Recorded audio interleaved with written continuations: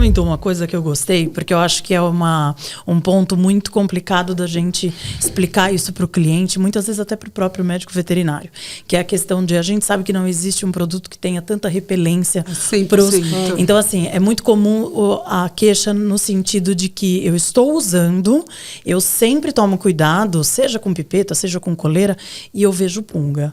E sair para passear, pegou carrapato. E as pessoas entendem que a repelência é como se ela formasse um campo de força ao redor do animal. Então, eu queria muito conversar um pouquinho sobre isso, porque é bem importante, porque quando a gente fala, é um produto de ação tópica, a gente em treinamentos ou quando a gente conversa com um cliente, seja ele desde o balconista, tutor, médico veterinário, a gente sempre conversa e explica o que é o uso tópico, o que significa a ação tópica, né? Então, assim, precisa necessariamente entrar em contato com a pele do animal que tem o princípio ativo para que ele tenha, ou para que a gente consiga o efeito desejado. Mas as pessoas não compreendem isso tão bem. E aí tem a outra questão também do que é a infestação e a reinfestação, né? Eu coloquei, tudo bem, funcionou, está funcionando, mas eu saí passear e pegou punga, que aí a gente explica, é um caso de reinfestação e vai funcionar, mas requer um período ali para que esse produto faça efeito. Então eu queria muito abordar isso, porque tem muito essa coisa aí da repelência e como que isso funciona e muita confusão quando se trata. Então um produto de uso sistêmico e um produto de uso tópico. Mas eu acho que isso realmente é muito importante reforçar, né? As pessoas têm a ideia de que qualquer ectoparasiticida, ele cria um campo de proteção. E não é isso. Né? E não é isso. E passeou, pegou, né? Mas eu acho que o mais importante... Você entrou em contato com um ambiente que tem, mas você vai pegar. O desafio, né? O desafio. E tudo depende do desafio também. E eu acho que talvez o mais importante seja... prevenir as infestações, porque talvez se você vai ter esse desafio, você vai encontrar a pulga, mas você vai encontrar o carrapato, mas você não vai ter um ANDAP instalada, você não vai ter uma crise, porque é exatamente a quantidade que o Ronaldo falou, não vai ter aquela quantidade de saliva suficiente para desencadear a crise, né, que aquele animal iria E uma iria outra ter. coisa, que eu não sei qual que é a postura de vocês da Elanco, por exemplo, mas uma outra coisa que a gente também fala muito em parasitologia é do desafio, né? Uma coisa é você ir no litoral norte de São Paulo e passar um creme repelente. Outra coisa é você ir no Mato Grosso, né? Então, às vezes você pode combinar, né? A coleira com misoxazolina. Sim.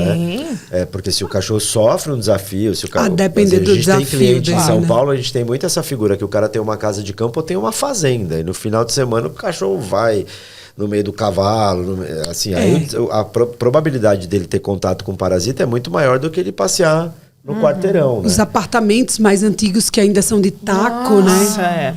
Que a pulga, ela fica ali, dizem que é um dos maiores desafios você conseguir acabar. Aí o que a gente tem pego de apartamento com carrapato?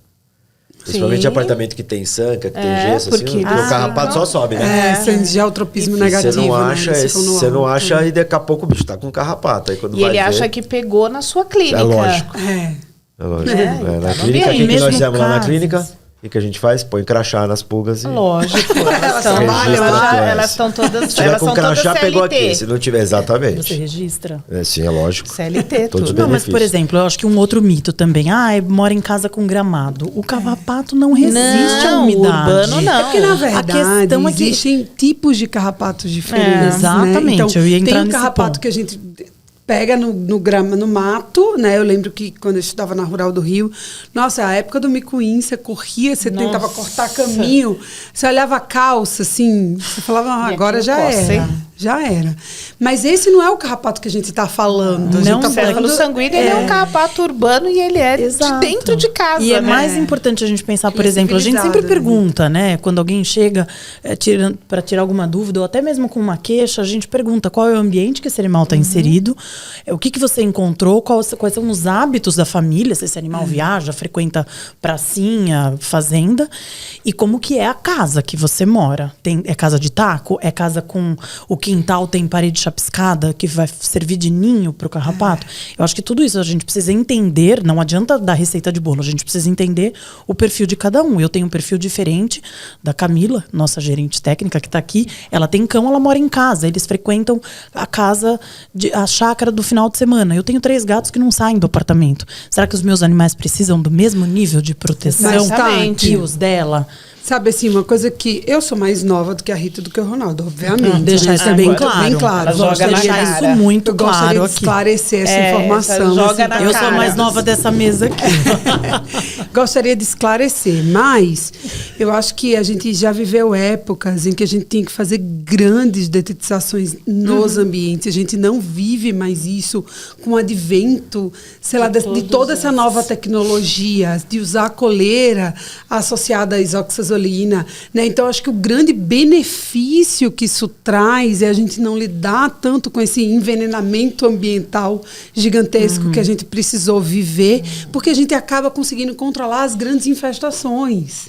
Exato. Então, talvez o caminho não seja zerar, mas talvez seja não ter grandes infestações na sua casa, na sua vida, né? Antes você vivia assim, você falava, nossa, tem que detetizar, tem que passar aqueles borrifadores, tem que ir até o teto.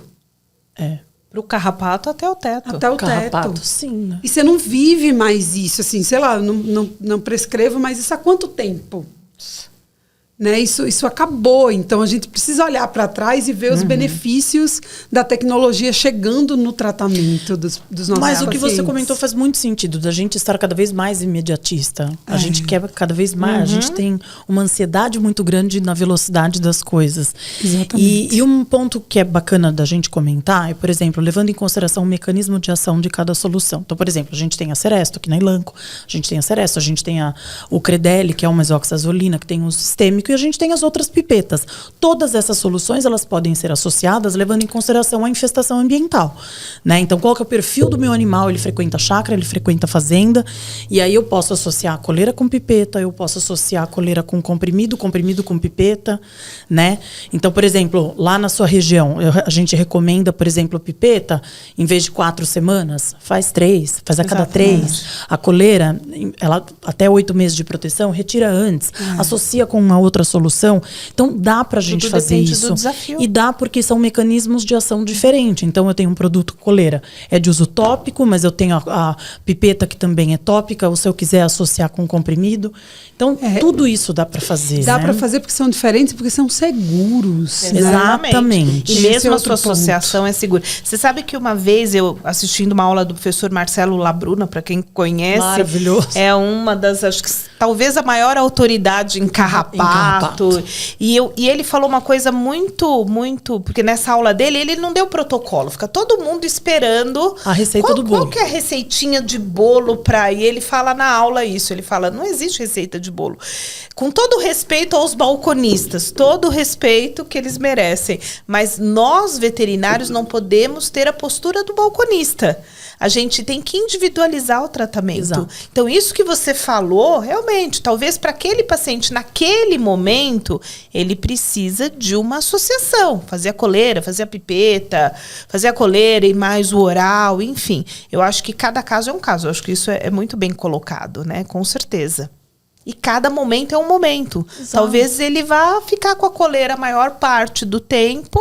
Para ele funciona muito bem a coleira. E ele vai ter um desafio maior, eu vou cobrir melhor esse paciente.